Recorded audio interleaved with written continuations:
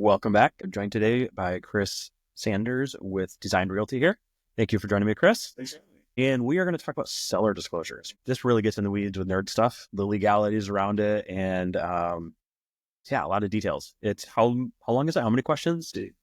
It's big. And kind of to start us off, it's also, I don't want to say it's vague, but it can be. From a seller standpoint, there's yes, no, NA, and unknown. We'll talk about this a little bit more about repercussions, but in order to win a lawsuit on seller disclosure, you have to prove that they knew it. And when they put unknown, it's really hard to prove that somebody knew something and they didn't prove that they knew it and said they didn't. So that unknown box, I think, one gets probably checked very liberally from a seller trying to hedge their bets. But yeah, 150 questions. And the other thing is just the instructions on it are fill it out to the best of your ability, to the best that you know. Again, there's a lot of unknowns, there's a lot of NAs. Sellers are also not required to go investigate things. It only has to be at the moment they're filling out, what do they know? They don't have to go, was there mold? They don't have to go open their attic and look for mold. They don't have to do that. All they have to do is tell you what they know now. On that note, one thing that probably is important that I hadn't even thought of in my notes here is for sellers who may be wondering, sellers don't have to disclose anything that was brought to their attention by a buyer or somebody working on behalf of the buyer. So there's a bit of a misconception out there where maybe a buyer can go, oh, hey, seller, I want $20,000 off for this problem. And now that I've told you about it, you're going to have to disclose it. It's a fine line. I don't know that I would push it, but as a buyer, the moral here is as a buyer, I wouldn't use that as a negotiating tactic. One, it's just really dirty. But two, unless the seller goes and actually investigates it and has knowledge firsthand or through somebody that they should, they don't have to then subsequently disclose it. Now, if it is a real issue and the buyer backs out, they're still going to have to deal with it because another buyer is going to find it. So there's definitely some fine lines in there, but just right off the top, it's important to know that if you just tell a seller there's something wrong with their home, they don't have to disclose it. And if they go investigate it and don't find what you found, they still don't have to disclose it because they haven't found it. Now, it's entirely possible they didn't look in the same place. But the moral of that story is don't use that as a negotiating tactic. Take it for what it is. It's information. And that's my advice to buyers. It's not, it's not the Bible. It's not something you should be following to the letter. It's just more information to build a picture about this home.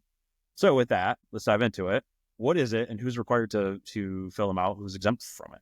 Totally. Great questions. This is going to get super nerdy. Yes. I think it's important for us to lay the foundation that Washington is a buyer beware state. Yes. So us as buyers and us as buyers agents, it is the buyer's responsibility to confirm anything and everything in the property.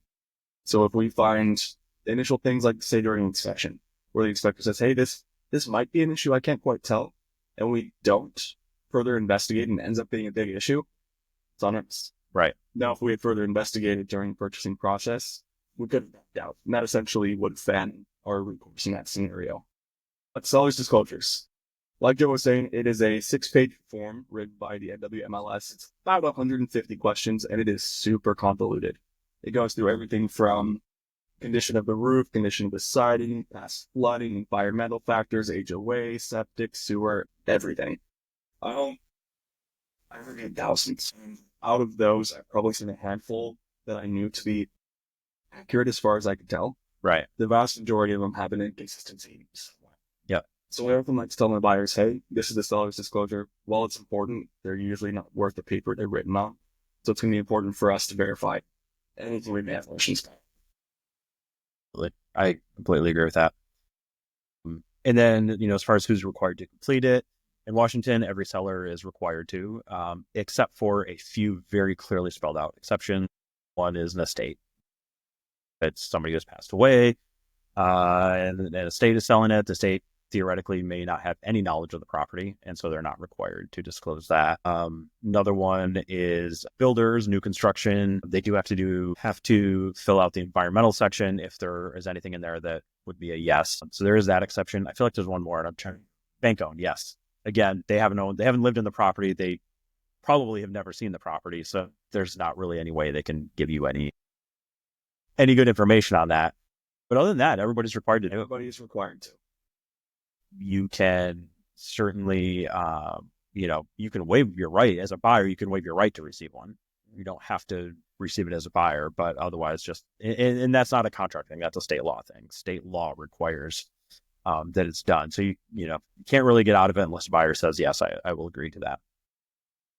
What about somebody who maybe hasn't lived there? It's not an estate, but they're selling it, on behalf of grandma who is now, in assisted living or memory care or something like that. They've never even set foot in the home. Terrible grandkids, I guess. But what about them? Are they required to? They're required to. They're required to fill out to the best of their knowledge. And so especially in those are situations where we just see a lot of unknowns checked because they don't know, and that's legitimate. But yeah, those are the very few exceptions. So other than that, you should be.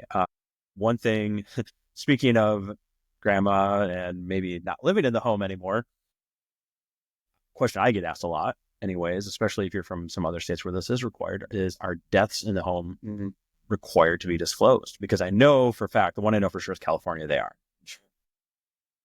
There are a few other states. Are they required? To make the answer a little bit more understandable, the seller's disclosure is intended to make the buyer aware of anything that may adversely affect them or the value of their home. So in this case, the it depends answer. If grandma passed away peacefully in her bedroom, probably not. It's not a required disclosure. But if there was a break-in and 6 people were murdered and it's not known as the murder house on the block, and that does adversely affect value, probably should be disclosed. And there have been lawsuits about this all over the country. Yeah. I think, that probably is the case too, just about anywhere. If it's affecting the value, you have to. But just a general, someone passed away. And in those cases, if it was like 3 owners ago where it happened, odds are the current owner doesn't even know. Yeah. Oh, yeah. That's been so long forgotten and everything that they just don't know. So that does make a buyer queasy. I don't have a good answer for you. I'm sorry. I know there are some reasons that folks don't like that, but it is what it is. Yeah. And we could definitely ask the seller too, like, hey, has anyone died in the home? Even if someone has, they're probably not going to tell us. Yeah. They're probably going to say something along the lines that we don't know. Which brings up a really good segue into the next one. What if, and I like that one because, we can ask, say, the listing agent, has somebody passed away in the home? Are they required then? Because there is a certain amount of disclosure that's required outside of the disclosure form. If I know something that isn't disclosed on the form that could affect value or use of it or something, I actually, even as an agent, if I know it factually, I am required to disclose that to buyers, and so is the seller. So if they do know that grandma passed away in the home, the interesting thing is that they still don't have to disclose it because in theory, shouldn't affect value. So even if you ask, it isn't one of those things where if you ask, they're required to be honest with you. They actually are not. They should tell you no, but they don't have to answer it. I shouldn't say they can't tell you no. That would be pretty disingenuous, but they're not required to answer the question. And then, let's go through some nerdy stuff on actually diving into what's on there. Do sellers have to disclose repairs and remodels? Repairs and remodels. Remodels, yes. Remodels, it insinuates there was a pretty vast scope of work. Right. So, of course, they have to tell us if remodel was done, whether all permits were pulled, if applicable. Repairs are a different story. Repairs, not necessarily. If the seller said, found a roof leak, because that's one of the questions, is the roof leak in the last 5 years, I believe.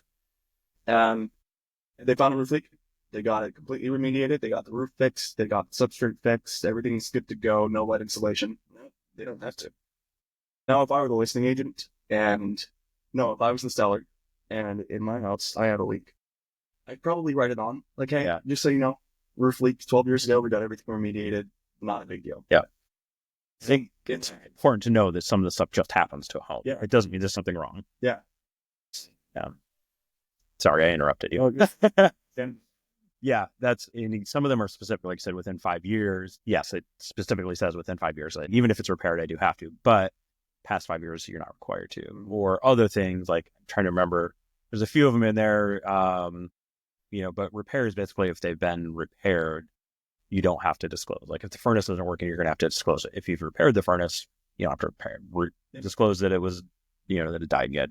And you might have noticed there, I caught myself saying if I was the listing agent. They did not say that. Because we as brokers cannot and do not advise on how a seller fills out a seller's disclosure. Yes. It is their knowledge, their information. We tell us in the form. Yeah. Fill it out to the best of your knowledge. And it's not because we're trying to conceal anything.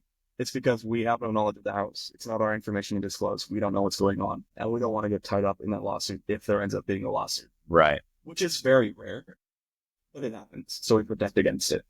Yeah. That's actually a really important piece as a buyer and seller both, too, to know that I'm not trying to not answer your question. I can't help you with it. I can help with the seller. I can help clarify the questions. When it's all done and it comes back to me, am I looking through it? You're absolutely right. I am, for two things. One, to make sure every line is filled out. That's the most important thing. What the contents are, not something I should be verifying unless there's something I clearly know is wrong. And even in that case, I can't say, you need to change this. I just say, you should review that and see if that is actually applicable. Joke for the viewers, why it's important that every line is filled out. That's a great question. Seller disclosures are probably one of the most unexpected ways for buyers to get out. If a seller, every buyer, like we talked about, is legally entitled to a seller disclosure, a completed seller disclosure, not just a seller disclosure, but a completed one. And that means every line. And that means even if your home is connected to sewer, you just skip over the septic part. You have not delivered a completed disclosure. You have to mark unknown or NA in those boxes that are appropriate. If you don't, at any point during the transaction, the buyer can come back and say, I need you to complete this disclosure. Once you do that, and you are again required by law to do that, once you do that, the buyer then has 3 days where they can say, I don't like this disclosure. I am backing out. And it is sort of a get out of jail free card.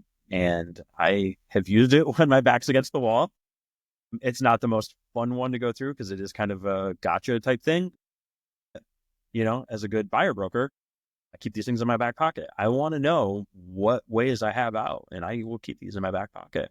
And so if you don't complete it, or if you complete it with something obviously wrong, although that one's a little more difficult to get to, but if you just don't complete it, yeah, I can just send you and request a new one. Yeah. And you either deliver it and I get 3 days, or you don't deliver it and I get 3 days, and the buyer can just walk away. So it's incredibly important to have it completely filled out. And that is the most important thing that I'm looking at when I get them back, is every line filled out. In fact, when a client wants to make an offer on a home, as we're offering, one of the biggest things I check is that seller disclosure. I hate to say it, but it also does it doesn't guide what my offer is going to look like, but it makes me feel more or less confident on some other terms. If I know I have a way out, I might be a little more liberal and help my clients, get a little more riskier if I know I still have a way out. So sellers, make sure you have them completed, because if I bring a buyer, you know that I'm watching for that stuff. Yeah. So let's talk about neighborhood nuisances, crime concerns, anything like that. Are they required to disclose those? Again, that's the value of the home. Generally speaking, I would say no. Yeah, noisy neighbors, like you said, it's probably one of the biggest ones. If neighbors' cars are really loud, kind of in the same vein, they'll probably, yeah. And your responsibility is the buyer to go and check it out. Yeah. And that's so subjective too. And the other thing, like you said, it's affecting the value. Well, you're comparing with other nearby homes. If they're all experiencing the same thing, it's going to be hard to say this home is less valuable than the home next door when the guy next to them, because they've got a lot. I think that's probably, again, one of the more common ones that buyers expect, is that they should tell me everything, and they don't have to. Especially want them to. And I have questions about that a lot, specifically condos. Like, how noisy are the upstairs neighbors? Like, well, we don't know. My favorite answer to that is like, hey, we're getting an inspection. We're going to be there for 2.5, 3 hours. Yes. Let's schedule it when they're getting home from work so we can kind of gauge for ourselves. Yeah. Or drive past at night. Don't go knocking on the doors at night. Drive past at night.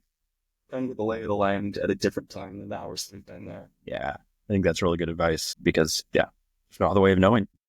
I've had clients who were concerned about traffic noise, and you have the app on your phone. You can actually get decibel levels, and sometimes that's what you're doing, just saying it out there going, okay, is this a concern or not?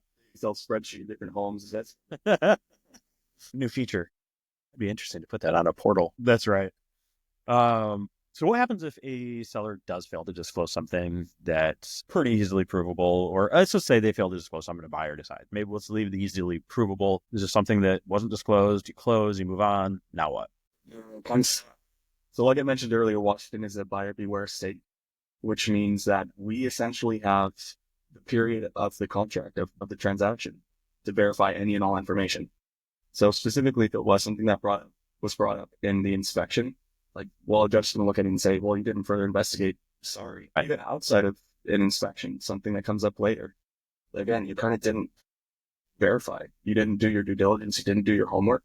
Now, if it's something really, really adverse that you can easily prove the seller knew about and just blatantly lied, outside of those scenarios, you're kind of stuck with the home and whatever problems the home has. Yeah. And the important thing there, because the next question to the follow on to that is, okay, we close at 6 months later, I discover something. I'm going to call my agent and we're going to get this fixed. Interesting. And the important thing to know is your agent can't do anything. That's fine. And that's, kind of an overall thing. Once that contract is closed, my ability to even represent you is gone, because our relationship, our agency relationship, legal relationship is for that purchase. It is not for, now obviously I'm going to always try to help my clients as best as I can, but there's limits. And certainly after that, like I said, there's no recourse. There's no built-in recourse. It's done. You own the home. Your only recourse at that point is going to court. You're going to have to take them to court, and the burden of proof is pretty high that the seller knew about it and intentionally did not disclose it. The case law does not support buyers.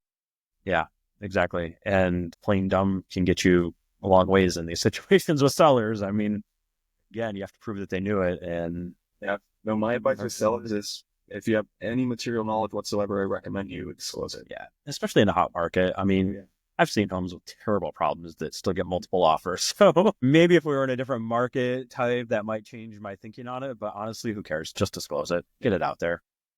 In fact, let's jump right into the last question I have first, or next, which is, what is the best way for sellers to ensure full compliance? The question's easy. Just do it. Yeah. Just disclose it. Throw it out there. Don't hide anything, and who cares? What if a seller says, I'm going to sell it as is, and so I don't have to disclose anything, it's just as is? Buyers got to figure it out for themselves. The seller still has a responsibility to disclose. Unless the buyer specifically waive the right to a complete disclosure, they still have to. As is. And as is not a thing. Whether you can say it all you want, you can repeat it, and I've had some people do it. This is as is. There's no such thing as is. That's not a thing you can check. There's no checkboxes for it. There's no waiving of liability for it. It doesn't exist. You don't have to repair a home, but you still have to disclose the problems. And then the last one, I think, is really an interesting question, especially recently over the last couple of years this has come up, which is disclosing past insurance claims. We'll even skip the part on pending legal issues. Those, yes, you generally have to. If you have an encroachment, something like that, if you have a property line dispute, you actually do have to disclose those because that can affect value. But what about past insurance claims? We've seen them become much more of an issue recently when insurance companies are not issuing insurance. It's been interesting the past couple of years. With all of the devastation across the U.S., insurance is just on through the roof. The underwriting has gotten so incredibly difficult. We've been dealing with these issues in King County now. Disclosure-wise, I don't think I've ever seen a seller's disclosure with a past insurance claim on it out of thousands. I think I have either. Now, that being said, we try and hedge that on the buy side. So specifically, something we've been doing is including, get nerdy, it's called the Form 22 Victor Victor. It's the homeowner's insurance contingency, which says, hey, if we can't get affordable home insurance, we're not going to buy the house. So that's one way we try and hedge it. Because we have been seeing issues where insurance will start putting together the packet and they call you a week and a half in and go, there was a past claim on this house. Your insurance rates are going to be insane. And or we can't insure it at all. We can't insure it at all. Yeah. And that's just where we would use that insurance contingency. Yeah. Like the situation, but now Southeast last year, where the roof, they couldn't quite prove the age of the roof, but they figured it was over 20 years, which was the insurance company's current cutoff line. So we did some negotiating and we eventually got insurance, but it was stipulated that the roof had to be replaced within 3 months of closing. Otherwise, they were going to get dropped by the insurance carrier. Yeah, that's interesting. A reality we've been dealing with the past couple of years. Yeah. Oh, I think, you don't necessarily have to disclose it on your seller disclosure again, unless if you had on our windstorm we had last year. Was that last year? I don't even remember. It's been so long. Trees falling on homes, something like that. Again, you can repair it back to original condition, but that's a pretty huge claim, which I do think could potentially affect insurability. I think it's kind of a gray area, and I think as we see this more, we're going to see more clarification come out in case law. But if you have had several claims and the insurance is going to be high or potentially uninsurable, I think somebody could make an argument that does affect the value of the home. If it's sellable to fewer buyers because of insurance prices, anytime you're doing anything to restrict buyer pool, you're lowering the potential value of the home. There's no law on that right now, and it's kind of a gray area. And since it's a newer issue, it ripples across the whole transaction process. Yeah. Like if you can't get insurance, the lender can't give you the loan. So is that a financing contingency issue? We don't know because it hasn't been tested in court yet. Yeah. I think I would almost go back to, again, just disclose it up front. And you're probably going to see sellers are going to see more buyers with that contingency, the insurance contingency, and we're just going to have to get used to that and deal with it. But also up front, tell your agent if you're selling, tell your agent up front if you know that this has gone on. Like, let's work through it. The worst thing I think in a transaction is having it come up and be a total surprise, especially when one person already knew that it was going to come up. Almost everything comes up in a transaction. There's very little you can hide. Let's just get it out there, and then we can negotiate around it. We can deal with it. We just don't have to be caught flat-footed. All right. Well, that's it for this nerdy topic of seller disclosures. Thank you for joining me, and looking forward to having you back. Thanks for having me.